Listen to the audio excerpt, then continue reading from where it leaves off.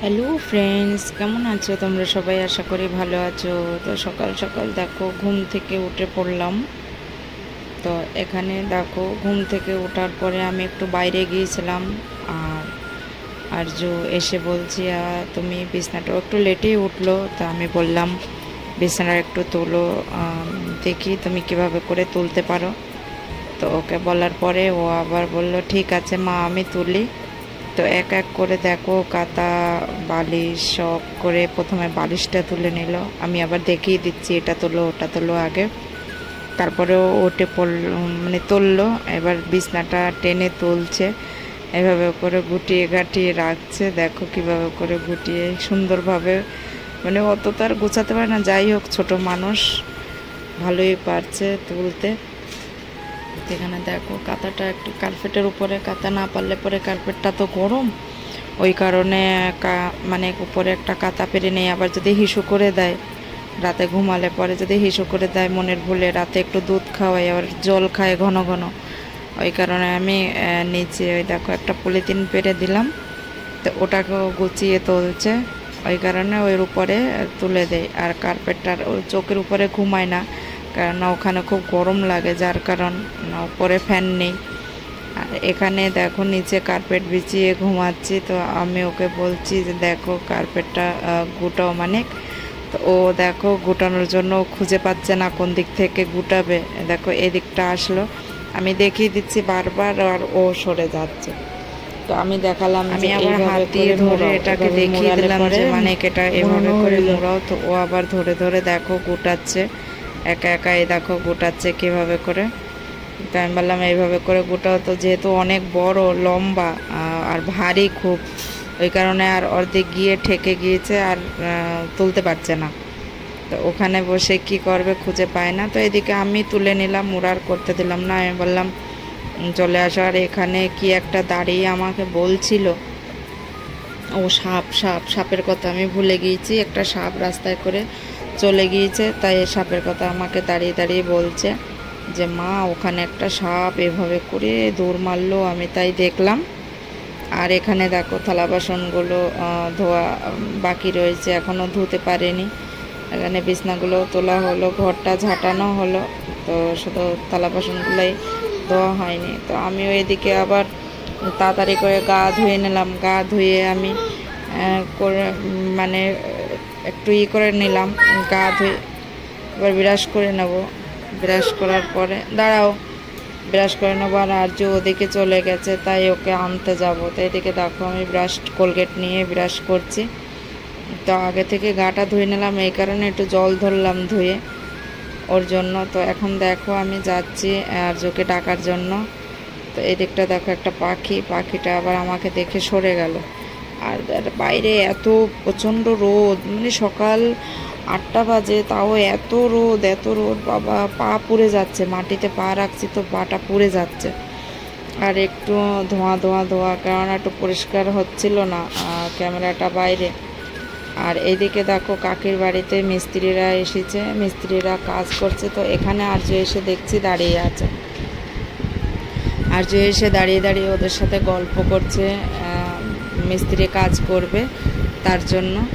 তো এখানে এসে দেখো এই ঘরটা, ওখানে দেখো আঁকা পাইপের আঁকা করেছিল, তো আমি আবার একটু করে দিলাম।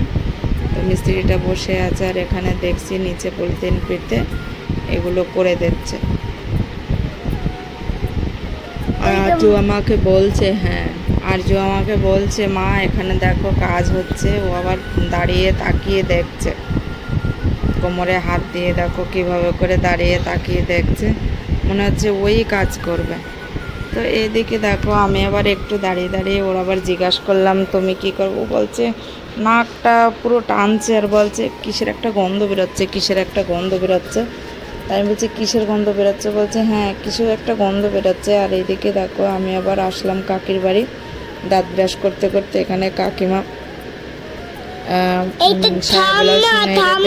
হ্যাঁ সায়া ব্লাউজ নেড়ে দিচ্ছে।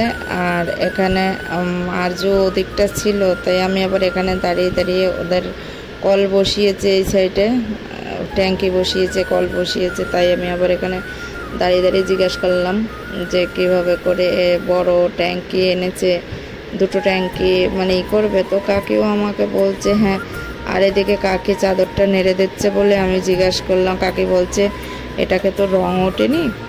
তো আমি বলছি যে এটা নতুন চাদর। তো আমি বললাম যে রং ওঠেনি, কিন্তু মনে হচ্ছে অনেক দিনকারই, দেখতে কালারটা একটু অন্যরকম লাগছে ওই কারণে। আর এখানে দেখো কাকা কল বসাবে বলে ট্যাঙ্কি নিয়ে এসেছে, মানে জলের বসাবে বলে ট্যাঙ্কি নিয়ে আসলো, আর কাকি বারবার এগুলো নিয়ে আসছে। এই দেখো এদিকে কলটা বসালো, এগুলো বসানো হলো। আর এদিকে দেখো আর্যকে ডাকলাম বলে আর্য আবার চলে আসলো, বাট কাকিকে দেখে আবার সরে চলে আসলো দৌড়িয়া দিয়ে। ওদিকে কাকি বলছে যে তোমার ছেলে সকালবেলা কলপারে শুয়েছিল, আমি বারণ করছি যে এটা ধরিস না, কল মোড়ামুড়ি করিস না। তো ও কল মোড়ামুড়ি করছে বলে আমি আবার একটু বললাম বলে তোমার ছেলে শুয়ে পড়েছে, তো তোমার কাকা তুলতে গেল, আমি তুলতে দেইনি, তো ওই কারণে করে রয়েছে। তো ও হামাগুড়ি দিতে দিতে চলে যাচ্ছে। তো ঠিক আছে, এদিক থেকে আমি আবার ওকে তাড়িয়ে নিয়ে আসলাম। এসে দেখি বস্তার ভিতরে মানে জিনিসপত্র, সেই ঘর দুয়ার গোছাচ্ছিলাম, এর ভিতরে সব ওর খেলনাগুলো বিছিয়ে এদিক ওদিক করে রেখে দিয়েছে। আর আমি ওকে বকছি, আমি যে তুই এগুলো তোল, না হয় মারি খাবি, তোল মানে এগুলো তোলো। দিয়েও আবার আসছে আর মাথা চুলকাচ্ছে। তো দেখো আমি একটা মাথা ধরে এবার একটা ঠেলা দিয়েছি আমি একটা মাথা ধরে ঠেলা দিলাম, আবার সেই রাগের জ্বালায় নিচের দিকে তাকিয়ে দিয়ে পরে দৌড় মারলো। দিয়ে বস্তাটা নিয়ে আসলো, নিয়ে এসে দাঁড়িয়ে রেখে পরে দৌড় মারবে। দেখো এই যে পরে দৌড় মারলো, করবে না বলে, এমন দুষ্ট। আর এদিকে জিনিস যা দেখবে সব ফেলে দেবে। আর আমি বলছি দাঁড়া, তোর হচ্ছে, তুই দৌড় মেরে চলে গেছি এদিক থেকে, গোয়ালঘাট থেকে দেখো দৌড় মেরে কবিদের বাড়ি চলে গিয়েছে, পাশের বাড়ি।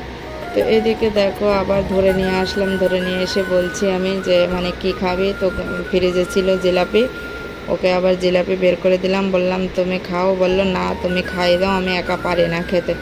এদিকে ওকে একটু খেতে দিচ্ছি, আমি একটু খাচ্ছি। অনেক দিনকার সেই পয়লা বৈশাখের মেলায় ঘুরতে গিয়েছিলাম, সেই ফ্রিজে রেখে দিয়েছিলাম। ওকে আমি বলছি মানে হাই করো, ও বলছে তুমি করো, তুমি বলো। তো ওর মুখে একটু দিয়ে আমি একটু খাচ্ছি। তো দেখো কিভাবে করে খাচ্ছি বসে বসে, আর বাইরের দিক দেখছি খুব রোদ। আর এদিকে দেখো দুধ দিয়ে গেল আর্যর, আর এখানে ওকে আর একটু দিলাম খেতে, যে মানে খেয়ে ফুরিয়ে দেয়। আর এদিকে দেখো ব্রাশ করে এসে কি খাবো, এটা খালি হয়ে গেল, মানে দুটোই ছিল আর গুড়ি ছিল একটুখানি। আর এদিকে ব্রাশ করে এসে কি খাবে, আর্য আবার দুধ নিয়ে এসে, আমি বললাম গেট ধরে দুধটা নিয়ে এসে, তো আবার দুধটা নিয়ে এসে আমার হাতে দিল। এদিকে আবার বাইরে চলে আসলাম, বাইরে এসে দেখলাম যে কাকা মাছ নিয়ে আসছে। তো আমি আবার কতক্ষণ দাঁড়িয়ে থাকলাম, সামনে সবাই মাছ নেবে বলে দাঁড়িয়ে আছে। আর এদিকে একজনা দেখো দুধ নিয়ে যাচ্ছে ঘোষের কাছে দুধ দিতে, বালতিতে করে দুধ নিয়ে যাচ্ছে, আর আমি দাঁড়িয়ে আছি মাছ নেব বলে। এদিকে পাশের বাড়ি একটা মানে ননদ দাঁড়িয়ে রয়েছে, আমিও নেব বলে দাঁড়িয়ে আছি। তো উনি আবার ওই বাড়ির একটা বউ মাছ টাছ আগে খুব নিত, পাঙ্গাস মাছ টাছ এসব নিত, তেলের মাছ টাছ। ওই বাড়ির বউটা গিয়েছে মরে, তো ওইখানটায় উনি বেশিরভাগে নিত। তো আজকে আবার দেখি ওখানে কাকা দাঁড়িয়ে পড়েছে।